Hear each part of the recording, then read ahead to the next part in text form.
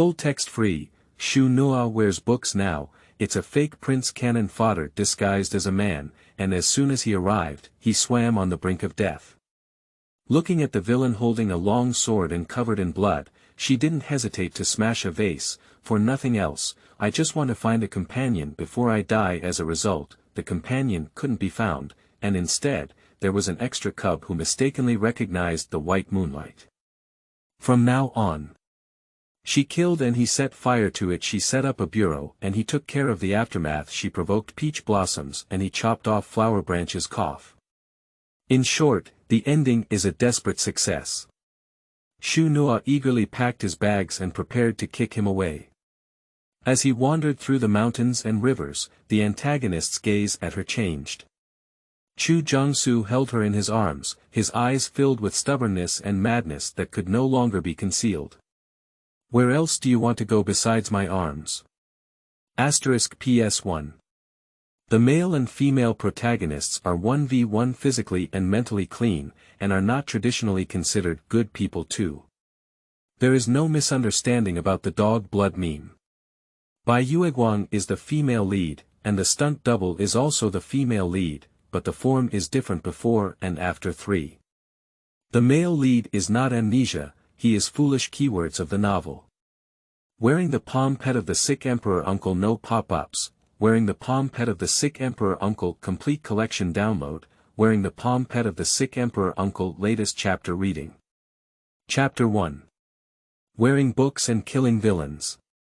You are listening at novelfull.audio. Chapter 1. Wearing books and killing villains. Night, rich.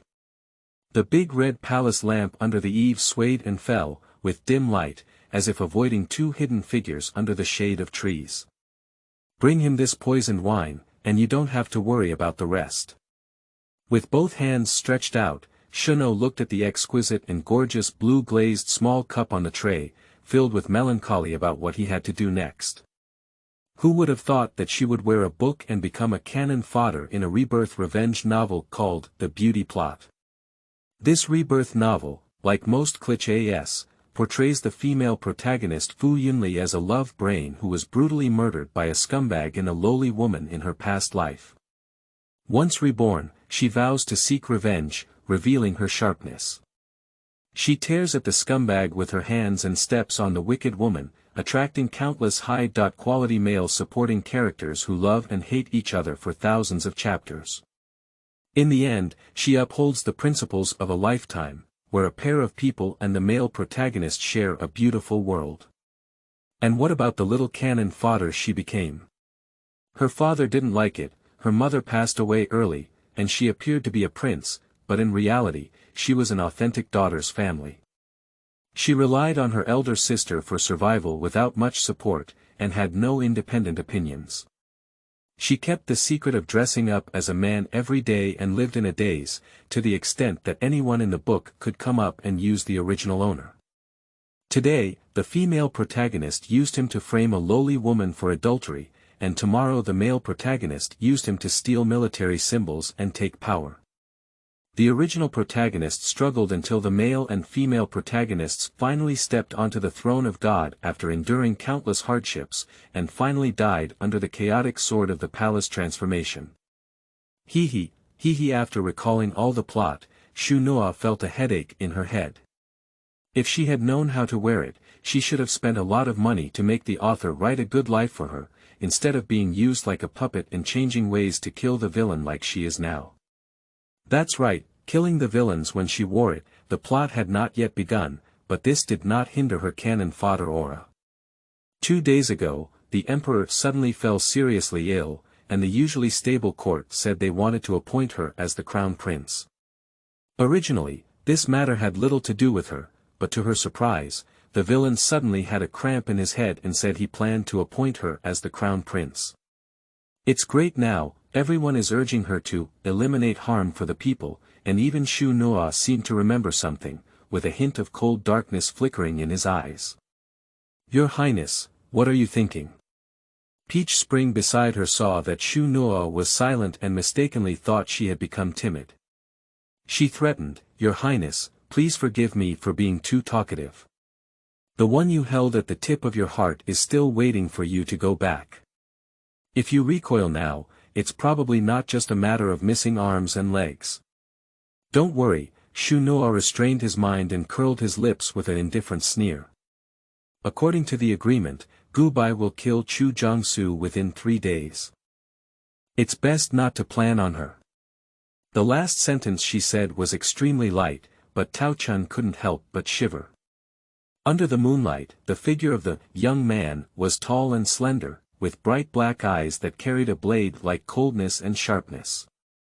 Click, by the window, with one hand holding silver scissors, he cut off the newly blooming moonlight epiphyllum in a rosewood basin. He reached out and picked it up, hanging down his crow feathers as if watching it carefully. Uncle Huang. Shu Nuo stood behind him respectfully, his tone calm, but a layer of cold sweat had already appeared in his palms. Chu Jiangsu, the Marquis of Chu Ling, was the most treacherous sycophant of the Great Wei dynasty. He relied on the emperor's favor to control the 9 generals and horses, and controlled the entire court. He became a prince, a general, and a prime minister, and even made all the princes and princesses lower than him. The civil and military officials were even more oppressive in front of him. This person's existence is comparable to the second emperor. Kill him, it's difficult no matter how difficult it is, we still have to go up. Shu Nuo restrained his dark eyes and picked up a small blue glazed teapot to pour a glass of wine and bring it to Chu Jiangsu. My nephew has always been foolish, but I don't want to be valued by Uncle Huang for his position as a crown prince. I am truly grateful and will work hard to cure it. This Cheongjiang Sang Luo happened to be found by my nephew, so I wanted to borrow flowers to offer to Buddha and bring it to you for tasting. Chu Jiangsu didn't take it and casually threw the epiphyllum aside, saying with a smile, foolish. Well, you still have some self-awareness. If you work hard, you can avoid it and avoid the trouble of changing people in the future. Do you want to be so straightforward? Shu Nuo paused and lowered his voice, saying, regardless of the reason why Uncle Huang appointed his nephew as the crown prince, my nephew would like to thank Uncle Huang for his kindness. Therefore, this cup of wine, as the crown prince of a country, I would like to pay tribute to you. She has studied the original work and found that besides being interested in male and female leads, Chu Jiangsu's greatest hobby is to see others dislike him but cannot get rid of his embarrassing appearance. He may not drink a regular toast, but if a country's crown prince endures humiliation to please him, his bad taste can be satisfied. As expected, Chu Jiangsu turned his head to look at her. His phoenix eyes were as mysterious as the sea, as cold as ice, and he even noticed the abundance of interesting prey. Shu Nuo was a bit scared by his gaze, but his hand holding the wine glass remained steady.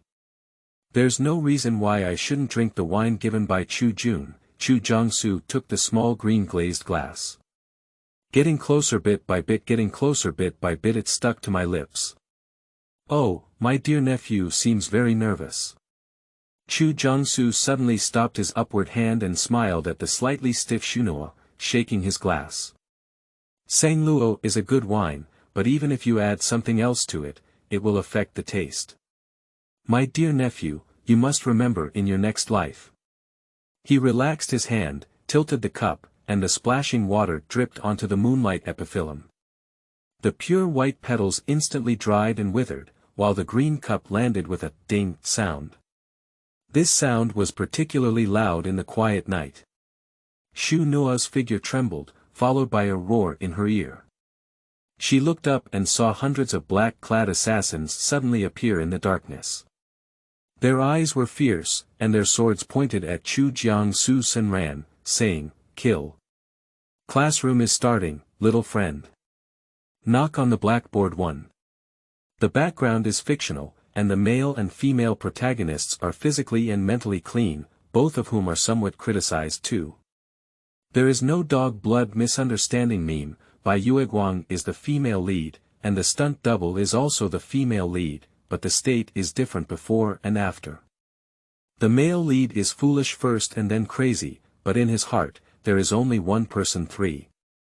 Although women dress up as men, to avoid trouble, the female lead always uses she, for. The new book is delicate, so it's best not to save up any text. Take a look at it every day, let's do it when we have time. Recommended tickets, monthly passes, comments, check.in, tipping, and 5-star reviews are all key to nurturing the growth of the new book. The support of the little ones is my great motivation. In short, this is a story of a villain, surnamed Shu, deceiving a melon seed, surnamed Shu, to save his life, and as a result, he lost all his wealth along the way. End of this chapter. Who do you say I am in chapter 2? You are listening at novelfull.audio. Who do you say I am in chapter 2? The figures intertwined back and forth, and the bloody smell in the air became even stronger. Shu Nuo hid behind the cylinder, looking at the person who was surrounded by hundreds of assassins but still lazily scattered, feeling a bit heavy. The Sangluo wine was poisonous, tempting Chu Jiangsu to drink it, and then throwing the cup as a pretext to lure the assassin to assassinate him. This was the plan that Tao Chun told her. In less than half a cup of tea, the assassins had turned into a pile of corpses. Chu Jiangsu lazily took out Bai Wan to wipe her hands and looked at Shu Nuo with a meaningful smile, saying, "All right, dear nephew, it's your turn now." TSK, she knew she couldn't count on these passers-by. Shu Nuo's eyebrows were indifferent, and he picked up the candle holder standing on the ground and slammed it fiercely. Chu Jiangsu waved his robe and shook it away, and the red candle landed. In an instant, the flames were raging. Chu Jiangsu watched the burning fire quietly and chuckled lightly. The fire has been burned to ashes, and he is clean all over. It would be a good burial place. I just realized it. Shu Nuo looked at Chu Jiangsu, who was on the verge of collapse, and his gaze was cold in vain. He took out a dagger from his sleeve. Uncle Huang's vigilance is indeed very strong, but have you ever thought that I might not have put poison into the wine, but applied it to the wall of the cup? This poison, but the more you use it, the faster it will be triggered. Shu Nuo no longer concealed himself, gripping the dagger and stabbing it fiercely at Chu Jiangsu. Chu Jiangsu's face turned white, but his hands were still swift. He swung the dagger with his wide sleeves and immediately grabbed Shu Nuo's neck. "Do you really think this can kill me? Shu Nuo, you're too naive." "Is that so? What about that?" Shu Nuo suppressed the dizziness caused by poor breathing and reached out to grab the nearby celadon vase, then slammed it onto his head. Bang! The vase was torn apart, and Chu Jiangsu spewed out a mouthful of black blood and knelt limply. Shu Nuo didn't have time to catch his breath, so he picked up the dagger and walked towards him again. Shu Nuo. Chu Jiang's head was dizzy, but there was an indescribable coldness and strangeness in his eyes. "You'd better kill yourself with one blow, otherwise, I will definitely make you unable to survive or die." "Don't worry, Uncle Huang." Shu Nuo looked at the person who couldn't hold on and fainted, holding a dagger and stabbing him in the chest again. Just as he was about to succeed, she suddenly heard a sound of breaking from above her head. She instinctively looked up and saw the beam suddenly fall down. She dodged and even protected someone under her body. It's a big loss. The bright red gauze was rolled up high, revealing the warm sun outside the window. Shu Nuo lay in bed, counting her heart rate, neither fast nor slow, exactly 65 times. It's really lucky. She let out a light sigh as she planned to sit up, but felt like her left hand was being pressed down by something heavy and couldn't move. Turning her head to look, she saw a man in red clothes and blood resting quietly on her hand. "Asleep. Lie down." Shu Nuo suddenly withdrew his hand and rolled over to the ground, picking up the white-necked bottle from the table and protecting it on his chest. Are you awake?" The person who was asleep on the couch sat up and rubbed their eyes.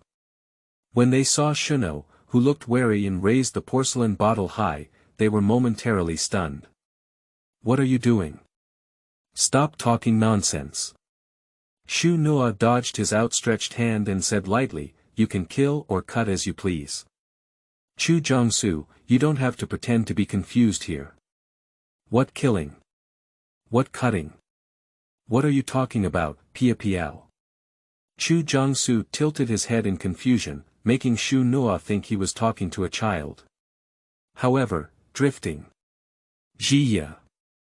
The carved door opened, and a blue-robed eunuch walked in with a white porcelain bowl. He saw the two people facing each other for a moment, then smiled and said, "It seems that His Highness the Crown Prince is already peaceful. Would the Marquis be willing to drink medicine?" Chu Jiangsu glanced at the pitch-black medicinal soup and turned to look at Shu Nuo with a tone of anticipation. "Can you feed me?" "Ha!" Shu Nuo felt his face twitching and asked the person who wanted to kill him to feed him medicine. "Is this guy's head what?" The blue-robed Jia Gonggang may also be a bit impatient. He walked up to Chu Jiangsu and comforted, "Marquis, the Crown Prince may have just woken up and may still be a bit confused. When the old servant persuades her, will he feed you medicine again?" Chu Jiang nodded early and said, "Tell Pia Piao well. She was injured by the beam of the house to protect me. She must be angry in her heart. If she really refuses, it's okay." The bleak appearance made Duke Jia's expression pause, and he lowered his eyes and respectfully responded with a yes. Soon, Shu Nuo was taken to the corridor. Looking at the always smiling father-in-law in front of her, Shu Nuo remained vigilant and her smile was even more polite and distant. "What does father-in-law want to say to me? I believe His Highness has already noticed that the Marquis is somewhat abnormal." Jia Gonggang was not hesitant and said directly, "The imperial physician said it was a brain injury, with some memory disorder and intelligence remaining at the age of 3. As soon as she thought that she hadn't smashed Chu Jiangsu to death by turning the vase, Shu Nuo's face became even more distressed.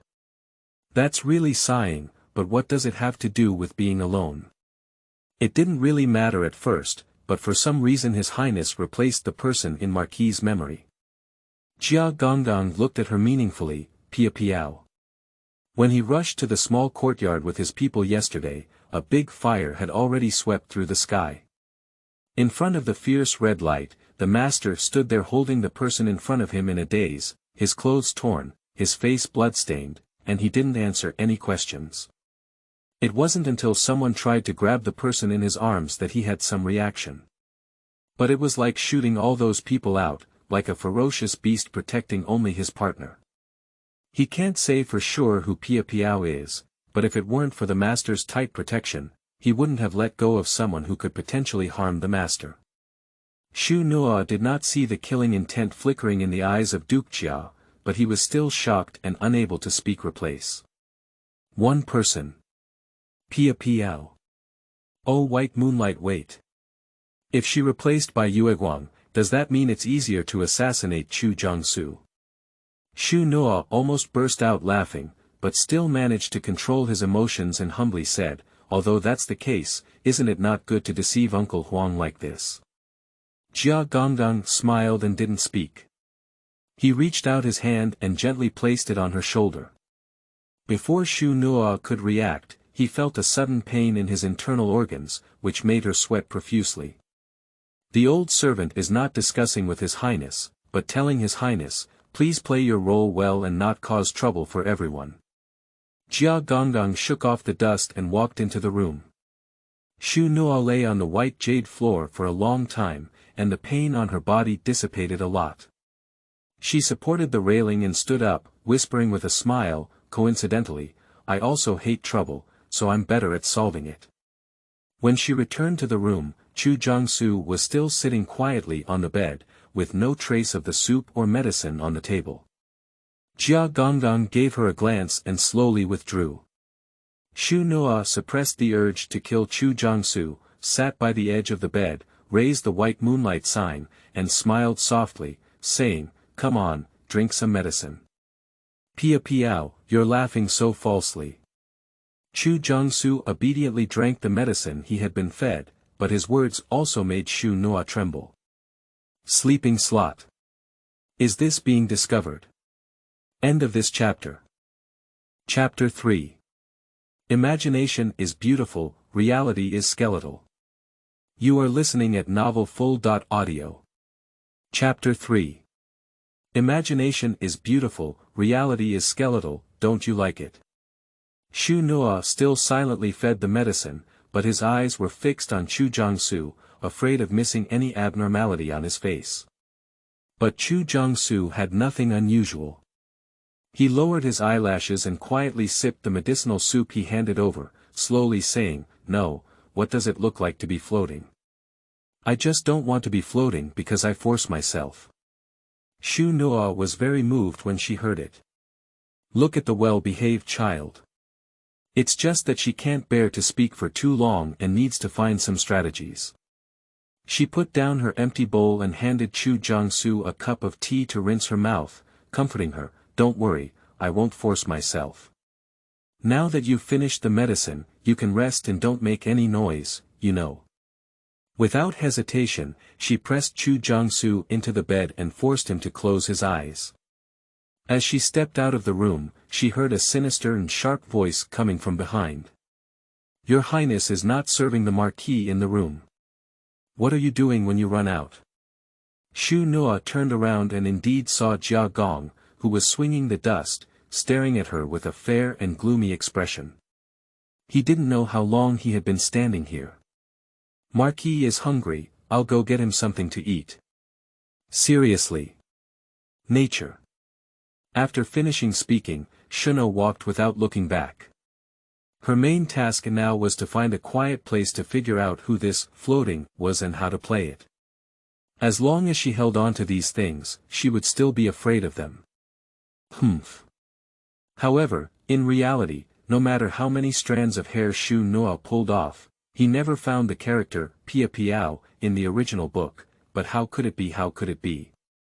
This is the villain's white moonlight, shouldn't it be close up in capital letters?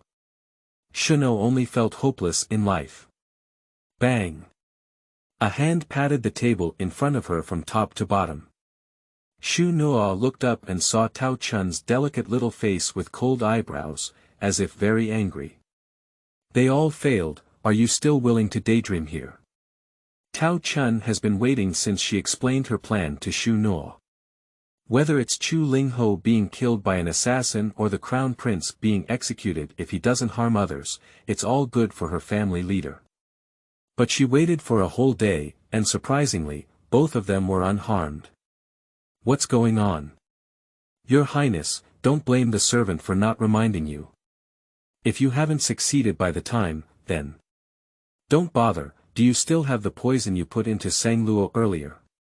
Shu Nuo didn't understand why she became floating, but she would never miss this once-in-a-lifetime opportunity. Without hesitation, Tao Chun was taken aback. She instinctively swept around and found herself in a remote area. When she arrived, she also intended to avoid others. Otherwise, based on what she had just said, she was very likely to be dragged down by this useless person. "Of course there is, what are you doing? Add poison to the poison." Tao Chun was puzzled, but she still took out a small oiled paper packet from her sleeve. Shu Nuo took it and opened it, spreading the white powder inside to the bottom of the 3 walnut pastries. Then, on top of the 3 walnut pastries, she added a normal walnut pastry without any additives. Tao Chun was taken aback and said, "What are you doing?" Shu Nuo said, "People with high vigilance always have doubts about something. They may not even know how to eat the first piece of walnut cake, but as long as I eat it without any abnormalities, their doubts about the second piece of walnut cake will be greatly reduced." "It seems that your Highness is not as useless as that," Tao Chun pursed and said lightly. Shu Nuo silently glanced at her and said, "Ah." The willows in early spring had just sprouted emerald green buds, and Shu Nuo walked back to the pavilion, stepping on the swaying tree shadow. He reached out and lifted the thin veil curtain, and saw Chu Jiangsu already up, leaning against the soft white fox fur and propping his head in a false sleep. Someone felt his pulse through a handkerchief. Marquis' pulse is gradually stabilizing. Drinking a few more bowls of soup medicine will clear the toxins. An old doctor wearing a plain blue robe twisted his beard and didn't give a glance to Shu Nuo, an unwelcome guest. He just said calmly to Duke Jia. Duke Jia nodded and said, "Why don't you add more dim sum, old Hu? What's the memory of the Marquis?" "I can't say for sure." Old Hu frowned and shook his head. "Perhaps it will be better tomorrow, or maybe it will be 10 years later. But no matter what the outcome, we elderly people who serve our master cannot let a young man take advantage of it." Cough. Shu Nuo pursed heavily under his lips, and Jia Gonggang and the physician Lao who only saw her bow and bow. "Pia Piao, you're back." Chu Jiangsu was very happy to see her and sat up to make room on the soft collapse. "Does your injury still hurt? Uncle who happens to be here, let him show you too." "No need." Shu Nuo declined slowly. "It's not serious, just take care of it for 2 days." "Humph. I'm still watching." Old Hu blew his beard and glared at Shu Nuo, then quickly walked out with a flick of his robe sleeve. Jia Gonggang originally intended to stay, but a pair of his own master's eyes were full of soft light. After thinking for a moment, he had to push the door and leave. The room suddenly quieted down. Chu Jiangsu sat on the soft collapse, glanced at the empty space next to him, and then glanced at Shu Nuo standing beside him, who was not thinking about anything. Suddenly, he lowered his head and said, "Pia Piao, they are all the people who have been taking care of me all along. They may speak a bit straightforwardly. Don't be angry." "I'm not angry." Shu Nuo looked at someone who had been wronged with some surprise. Chu Jiangsu patted and said, "You're not angry, why don't you sit over?" "Because I'm going to bring you some pastry." Shu Nuo took the walnut cake from Tao Chun's hand and patted her face to bring her back to her senses. He sat down next to Chu Jiangsu and picked up the top piece of walnut cake, tasted. She handed it over and waited for Chu Jiangsu to find a reason to refuse to eat, so this piece of walnut pastry could enter her mouth. Shu Nuo smiled brightly, and then saw Chu Jiangsu reach out to take the pastry, taste it carefully in his mouth, and praise it. "The taste is really good." Shu Nuo. Tao Chun. Wait. Is this direction a bit off track? Shu Nuo looked at him for a while before regaining his voice and said, "Are you so confident?" Pia Piao gave it, "Why don't you feel at ease?" Chu Jiangsu picked up the bottom layer of pastry and handed it to her. "Do you want a piece?" If it weren't for knowing that his intelligence is only 3 years old now, she would have thought he was intentional. Shu Nuo rejected the walnut pastry with added ingredients and said, "No need, you can eat it." Chu Jiangsu was puzzled, why not eat it? Is there anything wrong with this pastry? No, how could it be? Shu Nuo felt that Pia Piao was not enough to save her from poisoning. She took the walnut cake and remained silent for a moment, slowly reaching out to Tao Chun, who was somewhat surprised and hopeful beside her. "You served me for a long time, but I haven't received a reward yet. This walnut cake is here for you." Tao Chun was shocked and said, "Your Highness, what do you mean? It's not very interesting. It's just an opportunity here." Shu Nuo stood up and put the walnut pastry in her hand. "You won't refuse, will you?" End of this chapter. Chapter 4. The realistic feeling of acting in one's own nature. You are listening at novelfull.audio. Chapter 4. The realistic feeling of acting in one's own nature. Tao Chun lowered her head and looked at the stretched walnut pastry, instinctively about to step back. Shu Nuo stood up and grabbed her wrist, whispering in her ear. "What are you hiding from? If a maid doesn't even eat what her master rewards her, it seems even more strange, right?" The words as light as ripples made Tao Chun's heart tremble.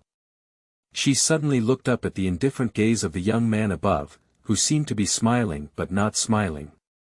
Her fingertips trembled slightly, but she still pretended to be calm and wriggled her lips, saying, "You better think clearly, don't regret it." "Of course not," Shu Nuo smiled slightly and gently patted the walnut pastry in Tao Chun's hand. Even when she decided to poison it again, she had already thought of excuses and countermeasures. If not, how could she come to find Chu Jiangsu so generously? She was about to say something more when she suddenly felt a gust of wind blowing in her ear. Subconsciously, she leaned aside and saw a white porcelain plate filled with pastries brushing past her and throwing it directly onto Tao Chun's face, with a loud bang. Shu Nuo was shocked. Chu Jiangsu, who had turned her hair back and was now sitting on a soft, juicy red stool, stood up at some point and looked at her with a disappointed expression on his face. She was so upset.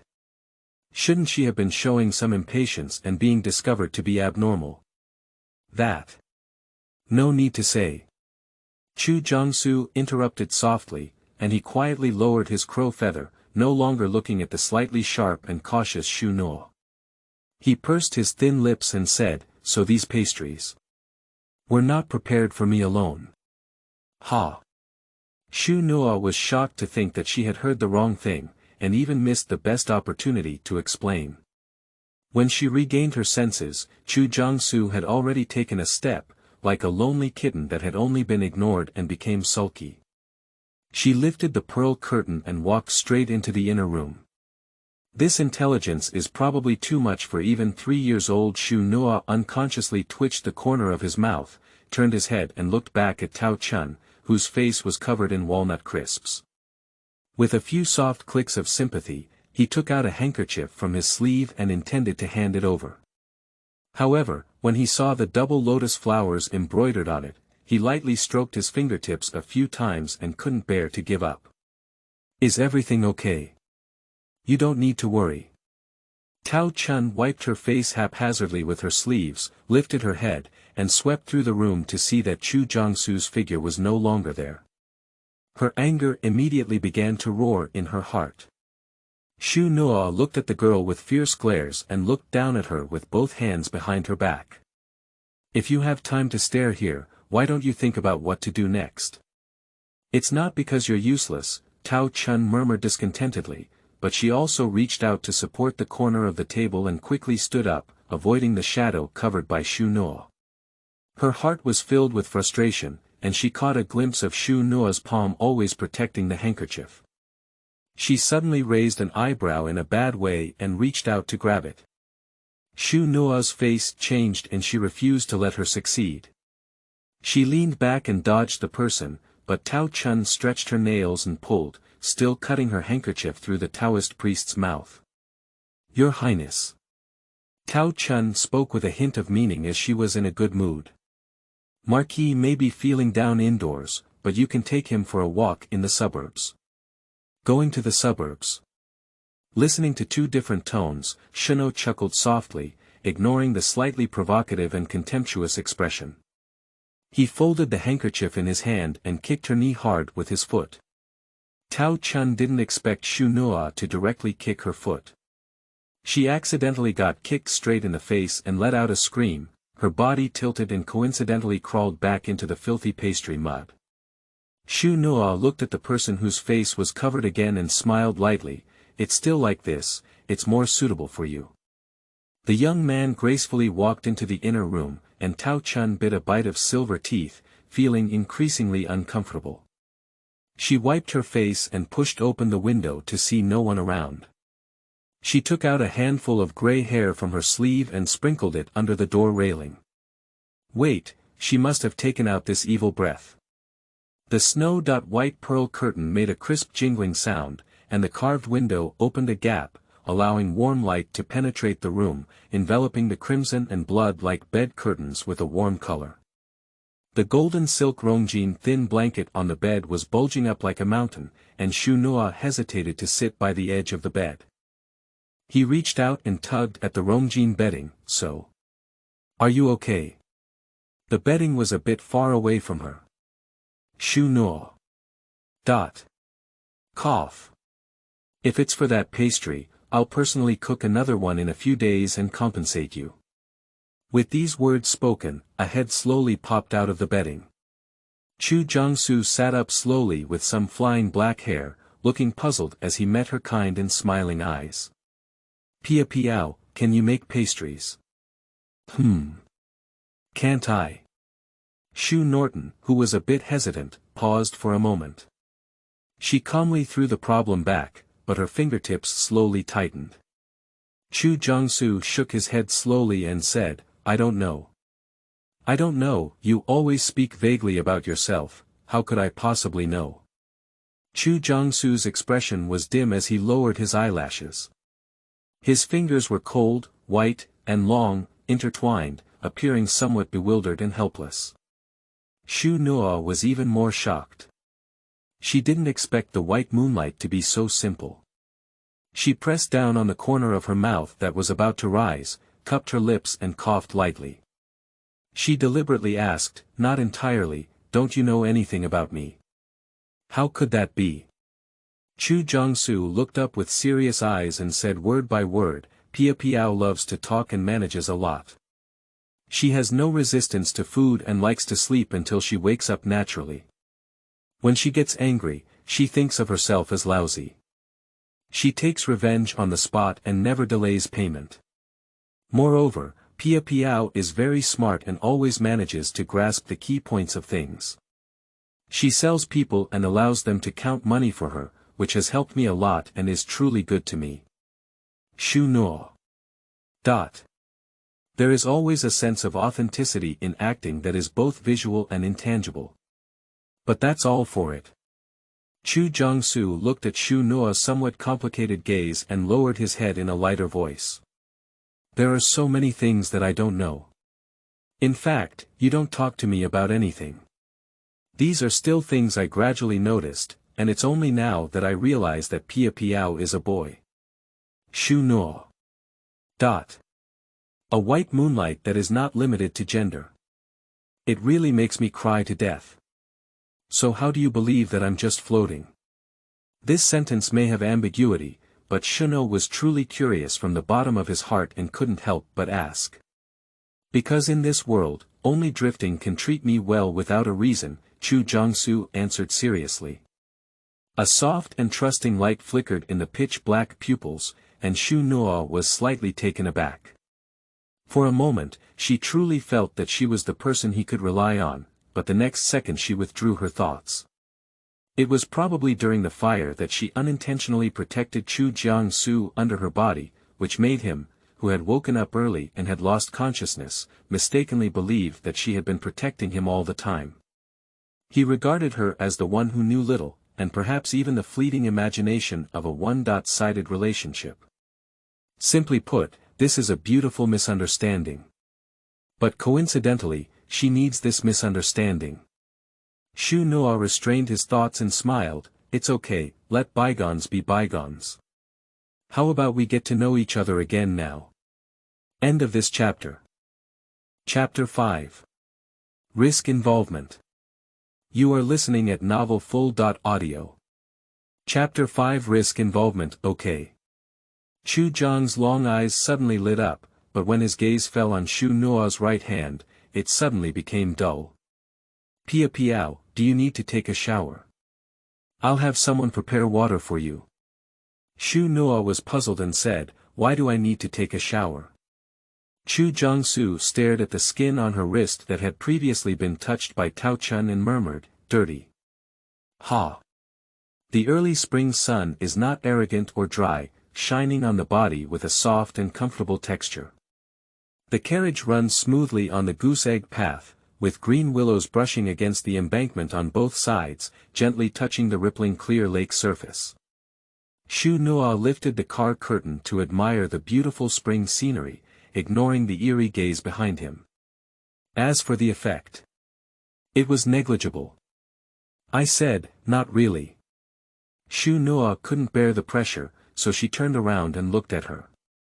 Didn't you just take a short shower? You're not old enough to look at me with the eyes of a rare species, are you? Humph. Chu Jiangsu didn't understand what rare species meant, but inexplicably felt it was appropriate. When Lao Hu tried to diagnose his pulse, he had to use a square handkerchief to separate it, and Pia Piao could even tolerate the touch of an ugly object. Not cleaned yet. But he didn't want to make Shu Nuo angry anymore. He withdrew his gaze and picked up the bamboo book with relevant court policies on the low rosewood table, quietly reading it. Seeing him quiet down, Shu Nuo silently raised his hand and tugged at his collar. The carriage rolled around and finally stopped on the green lawn. Pushing aside the thin veil curtain and getting off the car, Shu Nuo glanced up and saw several guards dressed in black cloaks standing guard not far away. Jia Gongdong walked over to give her a warning look, then smiled and reached out his hand, very naturally and respectfully helping Chu Jiangsu get off the car. Although it is early spring now, the peach blossoms behind the mountain stream are blooming vigorously. The Marquis has a sense of elegance and can take His Highness the Crown Prince there to admire them for a while. Chu Jiangsu turned his head to look at Shu Nuo and said, "What do you think of Pia Piao?" "Sure," Shu Nuo replied slowly. Anyway, she didn't really come to see anything. On both sides of the mountain stream, the streams entwine. On the branches, pink and delicate peach petals bloom layer by layer. When lightly touched by the breeze, they fall like drizzle, tinged with countless radiance. Stepping on the soft floral carpet and lightly smelling the elegant peach fragrance, it was truly intoxicating. Shu Nuo's eyes revealed amazement, but his gaze remained indifferent as he explored the surroundings. The guards in black cloaks stood less than 5 miles away, and there were still too many people. She blinked her eyes for a moment, then suddenly leaned over and whispered to Chu Jiangsu, "There are too many people here and we can't have fun. How about we get rid of them?" Chu Jiangsu hesitated and said, "But Duke Jia said that we are not allowed to leave the site of the prison people too far. So I'm not fully satisfied. TSK, will you come or not? If you don't come, I'll just leave on my own. Come on." Sure enough, it's a child, it's easy to coax. Shu Nuo looked at a picture of cubs who were afraid of being left behind by her friends and smiled slightly. She slowly brushed past the tall and lush peach blossom tree, seized the opportunity, and suddenly grabbed Chu Jiang and plunged into the bushes next to the peach blossom tree. The prison shadow guards accompanying behind were all surprised and flew to find them. "Where are people? Hurry up, find them, don't let Shu Nuo hurt the Marquis." The huge shrubs were winding and winding, extending in all directions. By the time Shu Nuo lifted the grass leaves and stood up, he could no longer distinguish between the southeast, northwest, and north. "Get up." She forcefully grabbed Chu Jiangsu with her left hand, and the cub in front of her reluctantly stood up. His ink hair flew and his red clothes danced, but his cold white skin was now a gray patch on the left and a mud patch on the right. He frowned and reached out to wipe it, looking disgusted. Puff. Shu Nuo closed her lips and pretended to cough, suppressing the smile in her throat. She was a professional moonlight, and usually wouldn't gloat. She casually patted the dust for him with her hand. "It's not a big deal, just endure it for now." Chu Jiangsu frowned and said, "It's so dirty. I didn't see you so disdainful just now when I flew into the bushes. I naturally want to accompany you." He blurted out without hesitation, but Shu Nuo didn't even pause as he patted his sleeve robe. A white sparrow flew over her head, and Shu Nuo saw a flicker in her expression. She pulled Chu Jiangsu towards the sunlight, making his figure more clearly visible. "You stand here and don't move. I'll go investigate the surroundings and come back to find you." Before Chu Jiangsu could react, Shu Nuo immediately let go of her hand. She walked along the sheep intestine path without looking back, to the point where she didn't see it. The naive young man behind her was holding out his hand in a daze, as if trying to grab something. 1 step, 2 steps, 3 steps. The sharp claws trampled on the bushes as they approached, and a fierce light burst from their green eyes. Shu Nuo picked up the wooden stick from the pile of miscellaneous grass, which was as thick as his arm, and with the other hand, he took out a torch to light it. In an instant, a blazing flame ignited, causing the gray-haired wolves to hesitate. "Tisk, it's still careless. Shu Nuo glanced at the wolf pack that was blocking her in front of her, and a hint of clarity flashed in her expression. She didn't want to let go of her, as she had noticed when Tao Chun talked about the suburbs. She had thought that she might be able to escape a disaster by leaving Chu Jiangsu early, but she didn't expect to have a few wolves specifically guarding her. It was really exhausting. She held the torch in a stalemate as the wild wolves tentatively took a few steps and let out a few deep grunts. Shu Nuo knew that this was a signal from the wolves that there was no danger, and they wanted to attack. If she wanted to escape, the only way was through the path behind her. Instead of going back to Chu Jiangsu's place on the same path, it's better to battle wits and bravery with a few wolves, at least with a lower level of difficulty. She remembered there was a stream not far away, the water flowing straight down, and she should be able to escape. Having made up her mind, Shu Nuo didn't act rashly either. She looked at the evil wolves arched up and ready to attack. She held a torch and used the flames to push them back bit by bit. When she saw them approaching the stream, she suddenly bent her arm and threw the torch at the wolf pack. The evil wolf let out a howl and quickly charged towards her with its sharp claws. Shu Nuo dodged a few, but didn't want a bad wolf to pass by and pounce on her side. If she dodged, she might have wasted her only chance to escape. But if she didn't dodge, a piece of meat on her arm would definitely fall off. Shu Nuo gritted her teeth and made up her mind to scrap her arm, accelerating her speed. Just as the evil wolf was approaching and she was preparing to dive and escape, a crimson robe flashed past her. Shu Nuo felt tightly held in someone's arms, losing control and falling to the ground, rolling several times in a row. "Pia Piao, are you okay?" When she calmed down, the person holding her slightly arched up. Shu Nuo opened her eyes and directly met a pair of worried and enchanting phoenix eyes. She was taken aback for a moment, and then realized something. Her voice suddenly rose a few degrees and said, "What are you doing here?" Ask for a wave of feeding Omega. End of this chapter. Chapter 6. Thank you very much. You are listening at novelfull.audio. Chapter 6. Thank you very much. Chu Jiangsu didn't expect her emotions to be so excited. She paused for a moment and murmured, "I'm here to save you. Help." Looking at the colorful giant tiger with its fangs protruding from its side, which was countless times larger than the wild wolf chasing her before, Shu Nuo was directly angry and laughed, "Thank you so much. Otherwise, she would have escaped from life soon." Chu Jiangsu looked at someone with an unattainable expression and only wanted to show off, vaguely sensing something. He pursed his thin lips and suddenly stood up from Shu Nuo. "There's no need, I'll take you back anyway." Shu Nuo suddenly laughed at his cold tone. It was clear that he had disrupted her escape plan, but now it's like she's sorry for him. Slapping off the dust and standing up, Shu Nuo walked to Chu Jiangsu's side, hoping to make him realize the truth. Suddenly, he smelled a strong smell of blood. The young man beside him hid his hands under the wide sleeves of his robe, but Shu Nuo could still see the trembling fingertips and the dripping blood. "How did you escape?"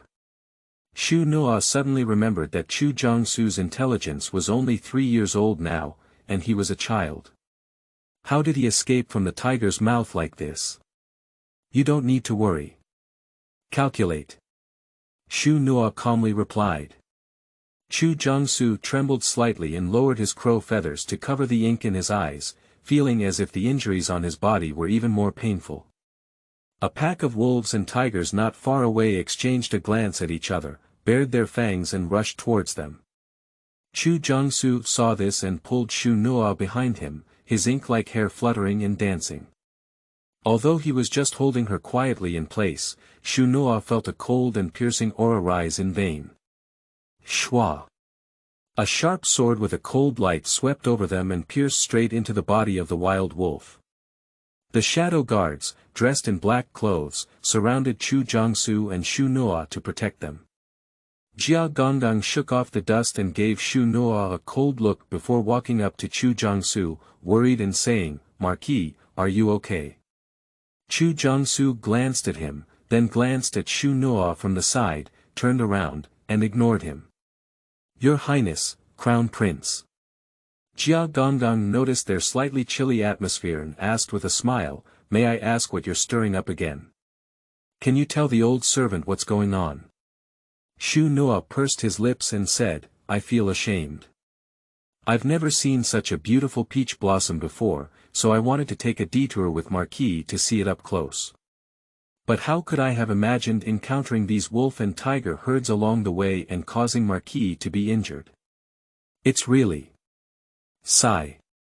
Marquis, you are injured." Upon hearing these words, Jia Gonggang no longer had the leisure and ease of his strange emotions.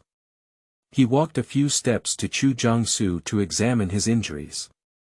But Chu Jiangsu just turned his head and snorted, turning his back completely to them. Jia Gonggang's outstretched hand stiffened as he turned his head to look at Shu Nuo. Shu Nuo ignored the gloomy gaze and shrugged. "Don't look," she didn't calm down either. The nearby wolf and tiger packs howled incessantly, while the shadow guard holding a blood sword looked indifferent and decisively killed the attacking beasts. The encirclement was dense and airtight, but a larger wild wolf swept past the crowd and headed straight towards Shu Nuo. And those shadow guards, who even covered themselves with splatters of blood, seemed blind at this moment, with no one to stop them. Shu Nuo's mind was focused on how to coax Chu Jiangsu, so much so that she realized that the sharp claws of the wild wolf had already fallen in front of her when they attacked, and she had to ruin her face even if she didn't die. Her claws were getting closer and closer, and she even smelled the foul smell of corpse decay. Click. A cold and white slender finger grabbed the wolf's throat in vain, twisted outward, and a crisp sound of bone cracking instantly sounded. The wild wolf with its fangs exposed in front of her slowly lost its vitality. Shu Nuo looked at the claws that were about to pierce her eyes and slowly took a few steps back. She turned her head to look at Chu Jiangsu, who had broken bones with one hand, and couldn't help but become alert. "Marquis." Jia Gonggang's eyes lit up. "Did you remember something?" The crimson wide robe was lifted by the wind, and the embroidered golden tassels swayed and shimmered, dazzling yet eerie. Chu Jiangsu casually threw down the wild wolf, turned his head, and said somewhat bewildered, "Which side are you referring to?" Duke Jia was choked up when asked. Shu Nuo listened and relaxed, his mouth curling up but feeling a bit out of place. He lowered his head and silently pressed down. All these small actions fell into Chu Jiangsu's eyes, and his eyes flickered slightly as if he remembered something again. He turned his head and lowered his crow feathers. "Marquis, what's wrong with you?" "Pain." Jia Gonggang was taken aback for a moment, and then remembered that Marquis was still injured. He shouted in pain and estimated that the wound had worsened. "Marquis, please forgive me. It's all my fault. I know you're injured, but I'm standing here. Come on." Jia Gonggang shouted out with a sharp voice, reaching out to help Chu Jiangsu. However, Chu Jiangsu was just being held by him, and his footsteps did not move. He was puzzled and followed the gaze of his own master, falling on the completely unrelated crown prince next to him. His expression instantly became more complicated. "Crown Prince. Your Highness." Jia Gonggang grinned and tugged at the corner of his mouth. "The old servant's legs and feet are a bit awkward. I kindly ask you to help the Marquis, who is facing high mountains and dangerous waters." Shu Nuo wanted to politely tell Jia Gonggang how he had walked briskly just now, but in his spare time, he saw those shadow guards placing their hands on the hilt of their swords, as if they would put the sword around her neck if she refused. "I am honored to be filial in front of the Emperor." Shu Nuo naturally took Chu Jiangsu from Duke Jia's hand. "Let's go back to the carriage. Coincidentally, the old servant also has something important to discuss with the Marquis and His Highness." The red robe slowly faded, and the rich blood slowly slid down the texture. The sturdy skin had 3 indented paw marks, like grooves in a hill, deep and visible to the bones. The blood in the basin deepened layer after layer, and Shu Nuo picked up a white bandage and wrapped it around the newly sewn flesh wound. He heard Jia Gonggang calmly and softly say, "A letter from the palace stating that the patient's condition is becoming increasingly severe, and there is a possibility of crane riding at any time. It is not appropriate to discuss these matters based on the Marquis' current condition, but the old servant would like to ask for your instructions." Chu Jiangsu leaned against a soft pillow with a bent leg, slightly closing his eyes and letting Shu Nuo treat his wound. After hearing Jia Gonggang's words, he impatiently said, "There's nothing to command. Didn't you say that Pia Piao is the crown prince? As the crown prince, he will inherit his father's business. If anyone dares to stop him, just kill him." Sure enough, even if his intelligence declined to the age of 3, Chu Jiangsu was still Chu Jiangsu. Shu Nuo lowered his eyes and continued to bandage his wound. Jia Gonggang seemed to have expected Chu Jiang to say so, but the chaos of the court struggle was not something that the current master could understand. He responded with a "here" and slowly withdrew, lifting the curtain and giving Shu Nuo a meaningful glance. Something seemed to be ordered outside, and the carriage began to move. Shu Nuo stood up to fetch the soup from the round table, and a calm voice came from behind. "Pia Piao, are you a bit dissatisfied with what I just said?" End of this chapter. Chapter 7. Who has a good relationship with whom? You are listening at novelfull.audio. Chapter 7. Who has a good relationship with whom? No, Shu Nuo handed him the decoction. The toxicity in your body has not dissipated yet, and you have been injured again. Drink it quickly, it will affect the efficacy if it cools down. Chu Jiangsu glanced sideways at the pitch-black decoction, but didn't take it.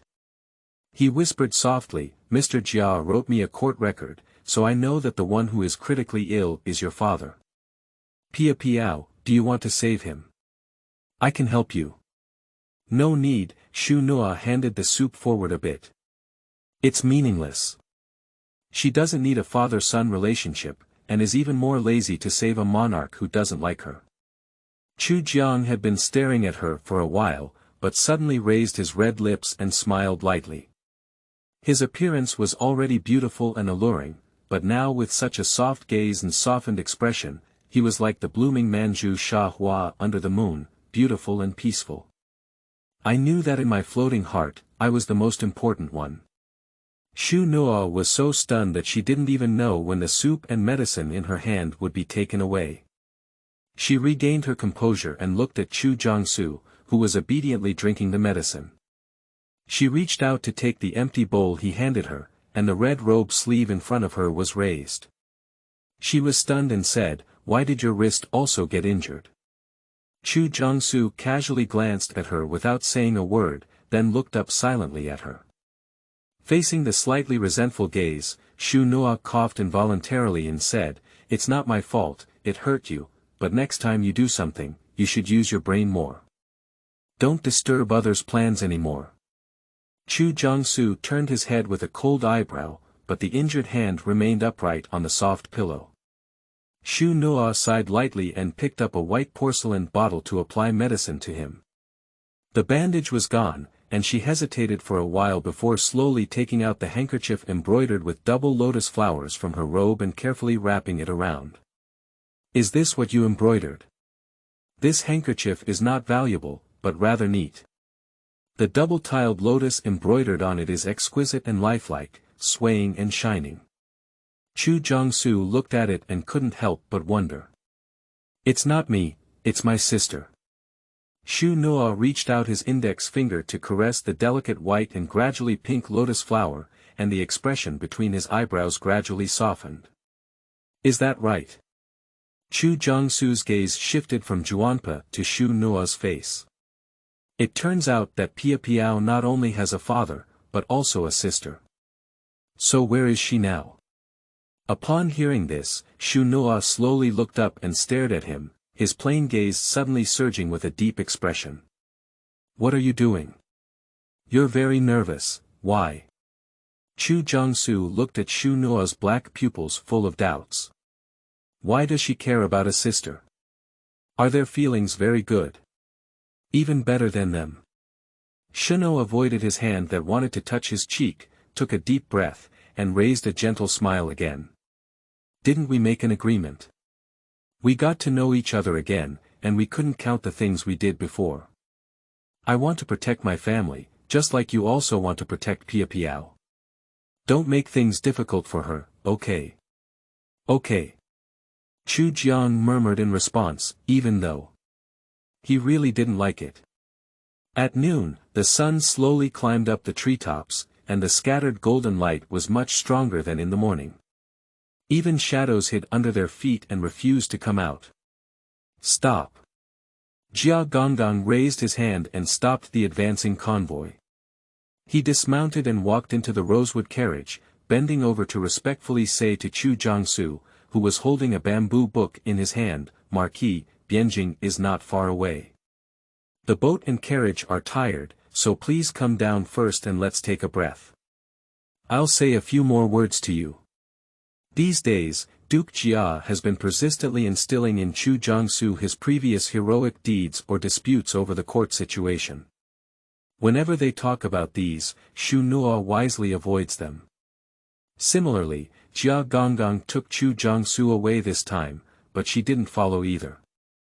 Looking at the empty and beautiful carriage, Shu Nuo stretched out his arms without any image, let out a satisfied sigh, and estimated that the two of them should have gone quite far to discuss the court.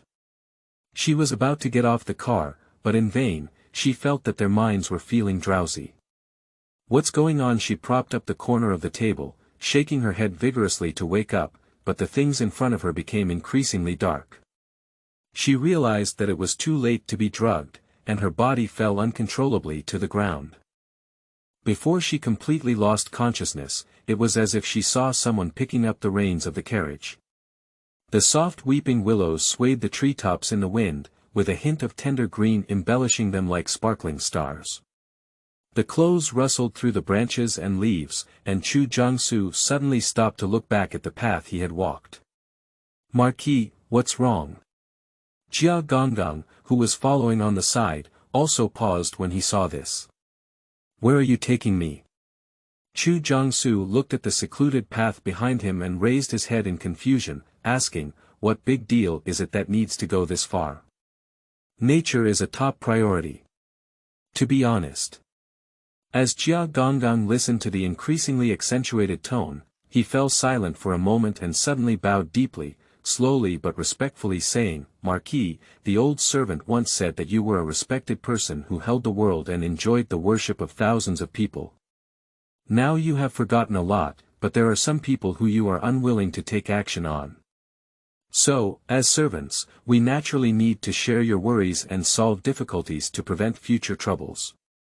Chu Jiangsu remained silent and walked slowly to Duke Jia. He bent slightly and looked at his low but somewhat stiff head, saying, Where is she? Where Shu Nuo was awakened by the shaking.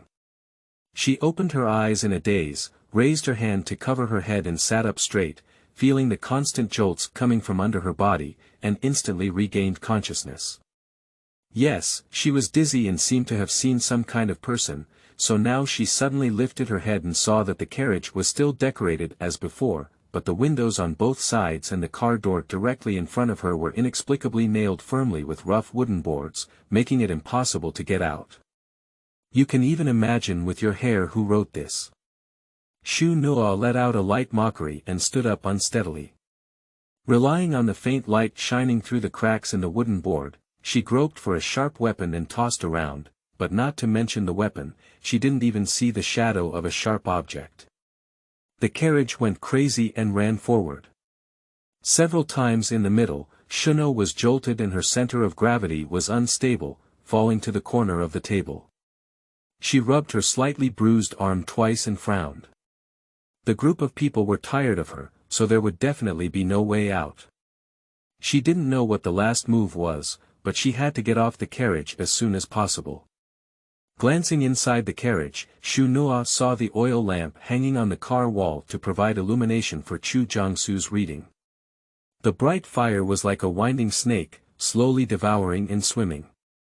Shu Nuo stood in front of the car door, staring fixedly at the increasingly vibrant red light, with a plain yet strange expression flashing in his eyes. The sawdust made a cracking, sizzle, sound, and the smoke rolled over the eyes, covering them with a layer of misty black. Shu Nuo casually pulled over the thin curtain hanging on the car window, poured tea to moisten it, and then draped it over his body. She stared at the flames gradually spreading to her feet, silently counting in her heart, 3, 2, 1. End of this chapter. Chapter 8. Marquis. Don't listen to her nonsense. You are listening at novelfull.audio. Chapter 8 Marquis. Don't listen to her nonsense. Bang. With all her might, she collided with the cracked wooden board of the car, which had already been burned by the flames. Shu Nuo's whole body took off, and her vision became clear. In the next moment, she suddenly widened her eyes. The bottomless cliff was right at her feet, pitch black and gray like a huge net. Her heart was pounding uncontrollably, and she reached out her arm to grab it with her backhand. Her fingers pressed against the raised stone, which was rough and uneven, causing Shu Nuo's fingertips to bleed. However, she gritted her teeth and watched as the carriage, shining with flames, fell from her side. The horse whined helplessly like an invitation from hell's gates. If she hadn't escaped and continued to stay in the car, then now she would have been shattered to pieces with that horse. Shu Nuo took a deep breath and climbed up the boulder with her other hand. There was no place to step under her feet, so she could only rely on her arm strength to support herself step by step. Reaching out and grabbing the wild weeds on the cliff, half of his body finally climbed up. Your Highness, you are really ruthless. A pair of brown-gray old cotton shoes appeared before Shu Nuo's eyes. He slowly looked up and saw old Hu twisting his long beard, looking at her contemptuously. Indeed, it's you. Shu Nuo stood up slowly, holding hands and casually tapping the dust on his robe. His movements were graceful and unrestrained, without any indication that he was a disheveled person who had just experienced danger. The white robe is as pure as snow, with a pale expression as the moon. Lao Hu looked at the young man in front of him and couldn't help but pause his long bearded hand. Sure enough. Your Highness means you have already made a decision.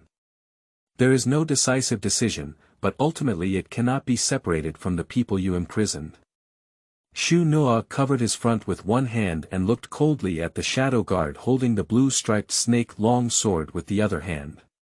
He asked, Do Hu doctors know that this is a great crime of disrespect for plotting to harm the imperial heir? Old Hu let out a long smile with his hands behind his back and said, What did your Highness say? You fell off a cliff and died unexpectedly. Why did you plan to harm him? He had originally planned to let Shu Nuo and the carriage fall off the cliff together, so as not to interfere with his own people. Even if the master asked in the future, he could find a way to avoid the horses being frightened.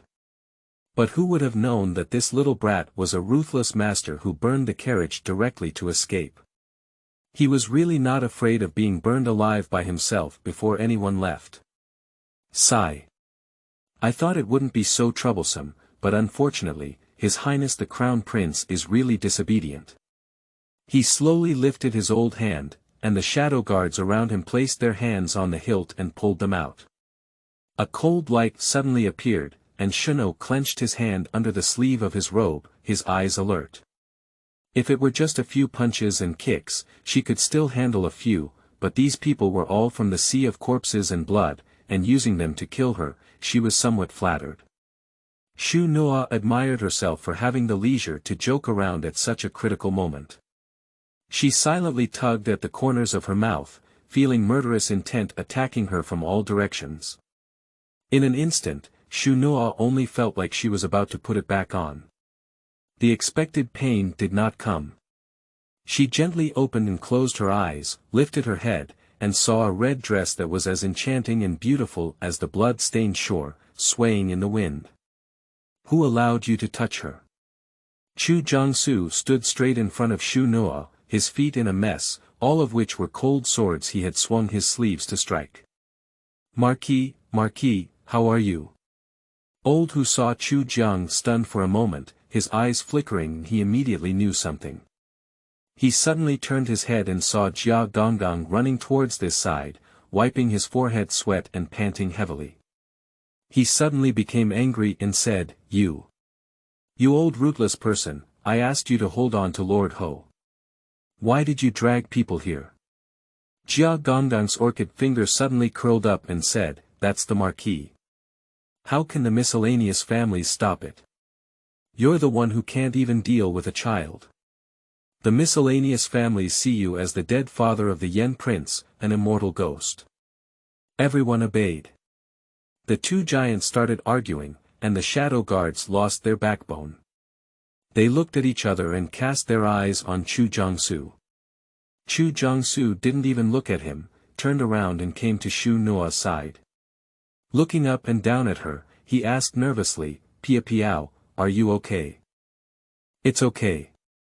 Shu Nuo turned to avoid Chu Jiangsu's hand, which he reached out to soothe her. He met a somewhat dazed and bewildered gaze, and suddenly felt that her white moonlight was acting too inhumane. He clasped his lips and pretended to be low, saying, From now on, let's still be strangers, Uncle Huang.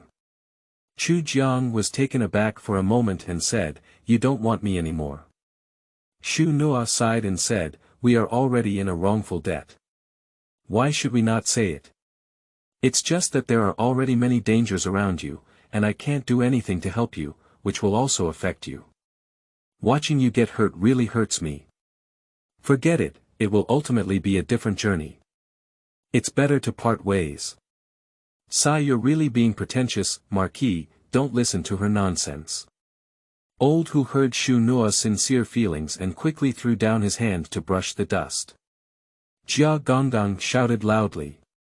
He ran to block Chu Jiangsu and sneered coldly at Shu Nuo, Shu Nuo, no matter how you say it, you are also the crown prince of the current dynasty.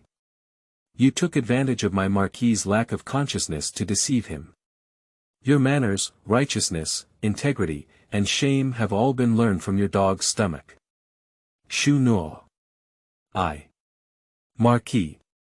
Without giving Shu Nuo a chance to speak, Old Hu turned to Chu Jiangsu and said seriously, Marquis, she is not the person in your heart at all. This person has ulterior motives and ulterior motives. I have someone to prove it.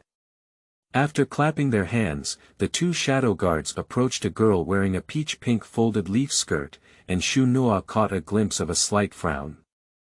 Lao Hu stroked his beard and Sher Shiran sneered, Just now, while our people were clearing the road, we found this woman sneaking around in the forest. We only found out when we caught her that she was actually Tao Chun, the maid of the crown prince. Not only that. He grabbed Peach Spring's hair and forced her to raise her neck. He reached out and took out a tuft of gray hair from the seam of her collar, saying, This thing is coated with special medicine.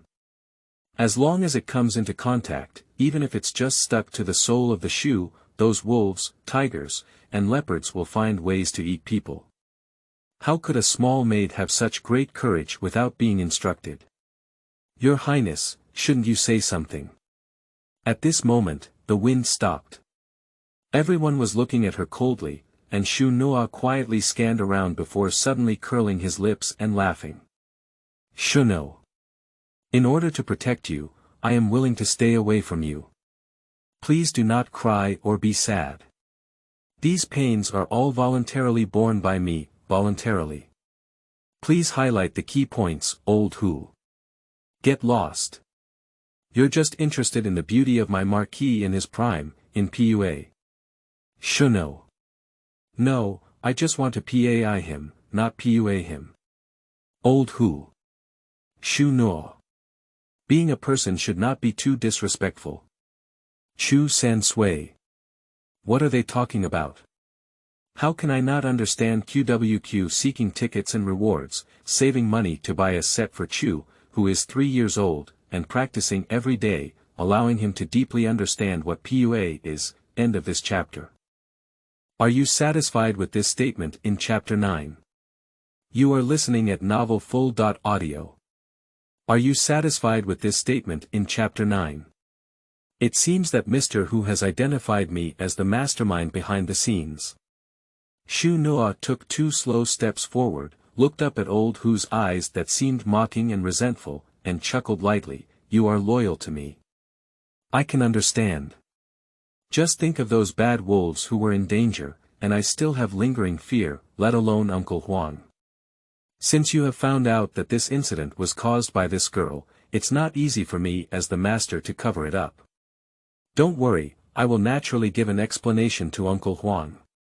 During the conversation, Shu Nuo had already walked to Tao Chun's side. The suppressed girl's hair was scattered and her breath was weak. When she lifted her eyelids to look at her, her entire small face turned pale to the point of no blood. At first glance, it seemed like she had suffered some physical pain. Shu Nuo reached out his index finger and hooked her chin, facing the angry and watery eyes. He whispered, "Good girl, please rest assured." Puff. The sharp tip of the knife penetrated into her abdomen, and blood poured down like a waterfall. Tao Chun widened her eyes, staring incredulously at the warm and jade-like young man in front of her. She wriggled her lips slightly to say something, but before she could say a burst of bright red, she sprayed it down the corner of her lips. "What do you want to say?" Shu Nuo stabbed the dagger in her body a few more times, but his left hand slowly extended, covering the back of her head and gently stroking her hair towards his shoulder like water. I'm a person of Empress Fu, you. You can't do this to me." The warmth on her shoulders gradually cooled down, and Shu Nuo's hand caressing her long hair became gentler. "I know, but it's precisely because you're a noble consort that you're going to die even more," she said, "Empress. I won't let it go." "Oh, do you really care about your life as your noble consort?" The blade was suddenly pulled out, and Tao Chuan's pupils suddenly shrank, falling straight to the ground. No one speaks, no one is moving forward either, all of this happened so suddenly. Except for Chu Jiangsu, who had a clear expression, everyone was amazed that the crown prince would approach the young girl and stab her fiercely. The blood sprayed onto the young boy's fair and slender hands, and she even had an extremely gentle smile on her face. This picture is seriously inconsistent with the crown prince's temperament that they initially learned about. You. Old Hu looked at the young girl on the ground who had already lost her breath. "You didn't say a complete sentence for a long time. I don't know if Mr. Hu is satisfied with this explanation, I don't know." Shu Nuo wanted to take a handkerchief from her long sleeve and wipe the blood. She touched the empty cuffs before remembering that her handkerchief had already been used to bandage Chu Jiangsu's wound. She glanced at the red-clothed man's wrist hanging on his side and silently withdrew her hand. Old Hu stomped his foot while blowing his beard, and even though he was dead, he couldn't say anything about satisfaction or dissatisfaction. "Oh, this place is so lively." A clear and beautiful voice, as gentle as the cry of yellow orioles, suddenly sounded. Everyone followed the sound and saw an exquisite carriage hanging with pearl and jade curtains parked on the asphalt road, with 5 or 6 attendants dressed in brocade guarding on both sides. A slender and delicate hand slowly lifted the pearl curtain, and the beautiful and charming lady was supported by the maid beside her as she slowly walked down. The flowing fairy-like gauze skirt with the light purple blind spread out like petals, and the light pearl glazed duobao silver hairpin with high ink tied hair swayed slightly with her steps. She walked off the carriage and looked at Yingwei with a sword and a knife in surprise on her face. Her gaze swept over Chu Jiangsu, who was dressed in red and enchanting clothes, and suddenly lit up. Upon seeing the situation, Duke Jia, who was closest to her, quickly bowed and said, "I pay my respects to the Empress Dowager. I don't know how impolite she is here. Please don't blame me." "It's not a big deal," Fu Guifei gently waved her handkerchief in her hand. "Your Majesty is seriously ill and cannot sleep in this palace day and night." After tossing and turning, she thought of going to the temple to pay respects and ask for the blessings of the Bodhisattva. After staying for 3 days, she just returned today and happened to meet Marquis Ling of Chu. "Look, isn't this fate? What the Empress said is true. Jia Gonggang cleverly blocked Fu Guifei's steps on one side, but the Marquis is currently investigating the case, and the filth has threatened the Empress. Oh no, it's okay. Our palace and the Marquis are old friends, so how would they care about these complicated formalities? Fu Guifei smiled and avoided Duke Jia, rolled up her handkerchief, and slowly approached Chu Jiangsu with a graceful posture. As she approached, she leaned over to him with seductive eyes, and just as she was about to speak, she glanced at the bright red on the ground and exclaimed in surprise. What's going on here? Chu Jiangsu frowned and glanced at her, silently moving aside. It turned out to be the Empress Dowager.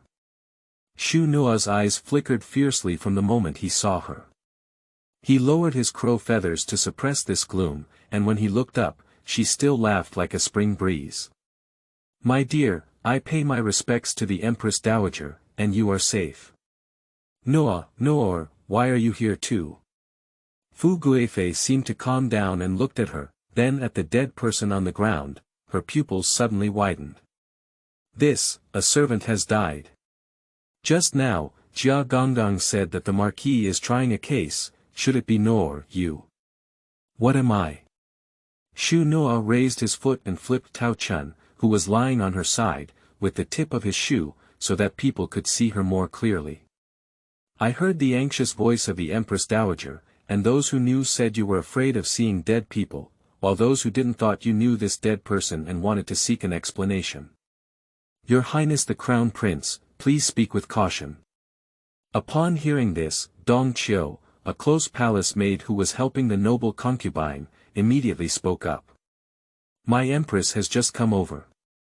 How could she know the person under your feet? Who knows she was brought by you? Judging from the current situation, it is possible that it was you privately. Alright, winter and autumn. Your Highness, the Crown Prince, is not something you can criticize. Fu Guifei turned her head and leaned towards Chu Jiangsu with a beautiful and worried expression. Marquis, no matter what Noor did wrong, she is a child. For the sake of the face of our palace, please don't worry. Chu Jiangsu remained motionless and silent. Fu Guifei was delighted to see this and was about to seductively reach out her hand. When she saw Chu Jiangsu lift her sleeve and suddenly turn her head to the side, Ah Qiu. Shu Nuo. Fu Guifei. Everyone next to them. Chu Jiangsu, scratching his nose. It's so itchy. Marquis. Old who couldn't bear to see his own owner, who appeared somewhat mentally disabled. He grabbed him and didn't care about his status, so he dragged him onto the carriage. You old monkey is so reckless. Jia Gonggang saw old who pulling Chu Jiangsu without caring, almost gasping for breath. He turned around and pulled Shu Nuo closely behind. A group of people come and go quickly. Fu Guifei looked at the swirling grass leaves left on the cliff and sneered for a moment, it's so bold of them to just leave this palace like this. Empress. Dongqiu helped her and hesitated to speak. It's okay. Fu Guifei glanced at the person who had collapsed in the pool of blood. She hurriedly came to see a good show, but almost caused a lot of trouble. The lowly people are lowly people, and she said she can attract wolves and tigers. Oh, in vain, this palace bought her from the animal training team. Dongqiu asked, so what should we do next? Fu Guifei raised her hand and gracefully cut her hair into a bun, saying, go, call the crown prince over and say, someone is missing her. End of this chapter. Chapter 10. Sister Shuyi. You are listening at novelfull.audio. Chapter 10 Sister Shuyi Bianjing. Imperial Palace and Garden. The cool wind swept over the lake, creating layers of ripples. The elevated handmade corridor above had intricate and exquisite patterns, with wooden prisms soaring in the air, intertwined with wisteria flowers that grew from deep to shallow. They bloomed to the extreme, dreamy to the extreme, swaying and fluttering, and the fragrance overflowed. Under the long corridor, a young man dressed in a snow robe stood up with the wind, her wide sleeves fluttering like leisurely clouds in the sky. She slightly raised her beautiful chin and reached out her palm to catch the delicate flower petals falling down. Her slender and fair hands shone with the faint purple, which was truly beautiful. "Are you saying that Empress Dowager, please go alone, right?" Dongqiu quickly lowered her head and withdrew her dazed expression. She clasped her hands in her abdomen and said, "Your Majesty is kind. It was only after seeing that person for a long time that you granted permission. If your Highness always speaks quickly, then the consequences." She didn't say the remaining half of the sentence, but Shu Nuo also sensed a warning. She raised her thin lips and smiled inexplicably, saying, "I understand. Tell the Empress Dowager that I will go." Winter and autumn bowed and retreated. The wind brushed against the treetops, and Shu Nuo stood motionless under the corridor. Her thumb rubbed against the wisteria flower in her palm, and with a wave forward, the wisteria drifted along the flow. She withdrew her hand, her gaze still fixed on the front, but her voice slowly said, "Come out, don't hide." Wow! The bushes next to the hand-copied corridor made a faint sound, and a fluffy head slowly emerged against a blade of grass. He paced and rubbed against Shu Nuo's face, reaching out to grab her sleeve and shaking it, saying, "Pia piao." Shu Nuo withdrew his sleeve and said, "Didn't you go to the imperial study with Duke Jia to learn about the past? Why did you come here?" Chu Jiangsu grabbed his sleeve again and said, "I've been there. Duke Jia actually talked about some court and field techniques, as well as the techniques of maneuvering. It's boring, I don't want to learn, and you're not here. I really feel uneasy. Do you know that Jia Gonggang ran out? Should I? You know."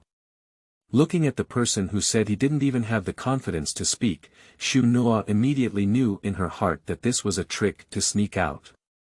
She tiptoed a little to take off the sticky grass leaves on his head and casually threw them to the ground, saying in a slow and comforting voice, "Jia Gonggang is also thinking of you.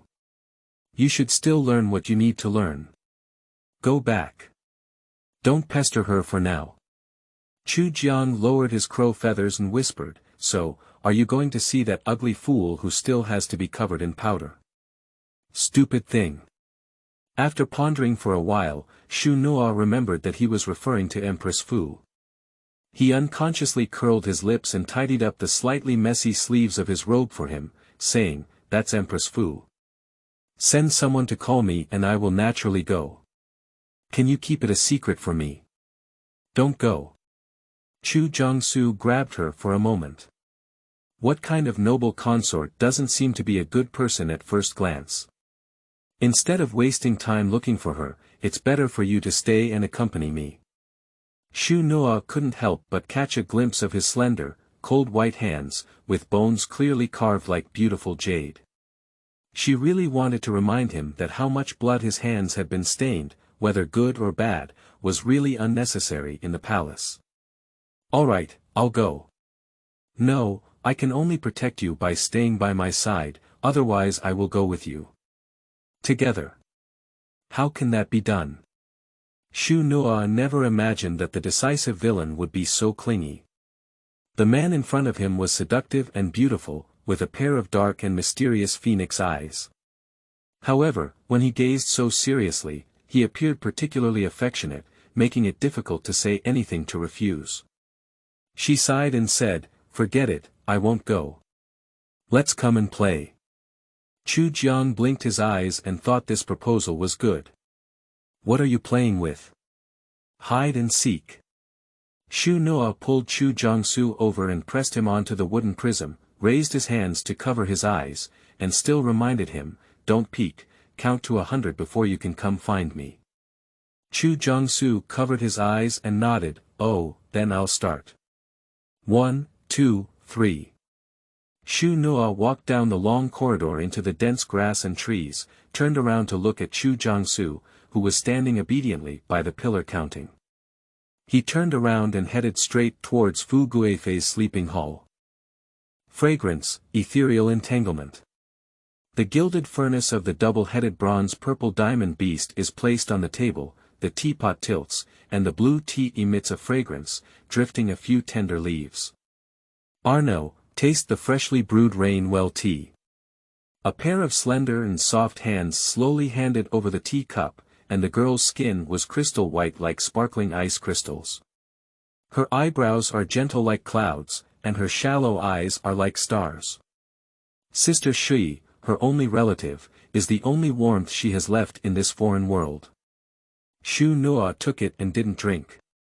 He placed it on the desk and helped her lie on the soft floor with his back hand. Sister, I'll handle these small things myself. You're still weak, so you should rest more. I'm not made of water, how can I be so weak? You're just worried, Shuyi complained, but obediently turned around and lay on the soft ground, letting Shu Nuo pull over the bedding and cover it. Your Majesty is kind and willing to let me stay and send many tonics to help regulate, but my body has been weak since birth. If I can endure it until now, I am already Amit Buddha. Shu Nuo reached out to tuck in the corner of Shuyi's blanket and said, Sister, are you saying these things from the bottom of your heart? Shuyi's face stiffened, but she quickly concealed it and said, Of course, Arnold, you know. I know. Shu Nuo suddenly increased his voice and interrupted her words, lifting his head and lifting a smile. His eyes were warm as if brushing the willow breeze. I will definitely remember and repay the greatness, kindness, greatness, and virtue of the Empress. Arnold. As she watched the young man with a deeper smile, Shuyi's heart panicked for a moment. She quickly grabbed Shu Nuo's hands and opened her mouth to say, Don't worry about anything, as long as you are safe, it's better than anything. But before she could speak, she was embraced by the person in front of her. Shu Nuo followed her hair and said, Sister, wait a little longer. I'll be able to take you home soon. We'll leave here then. Didn't you keep saying you want to go to Jiangnan to see the scenery and eat delicious food? I'll take you to see and eat, okay? Okay, I'm waiting for Arnold to take me home. Shuyi leaned against her shoulder and smiled lightly, but her eyebrows involuntarily furrowed. She closed her eyes to cover the pain that was almost uncontrollable, and her eyes turned red. She quickly pulled Shu Nuo apart, lowered her head, and let her long hair fall from both sides of her cheeks, half covering her face. She casually found a topic, Oh, Arnold, where is the Byanti by Pa I'm giving you? Shu Nuo looked at her waist with a shy expression and said, Oh. If the handkerchief is a bit dirty, I didn't wear it. Sister, don't be angry. What are you talking about, silly child? The handkerchief is meant for use. If you don't put it on the incense table instead, I'll be angry. I'll embroider it for you when I have time, so I can exchange it. Sister A began to talk confidently about what kind of embroidery style to embroider. Shu Nuo listened, her eyes streaming down her neck, her expression deep and gloomy. End of this chapter.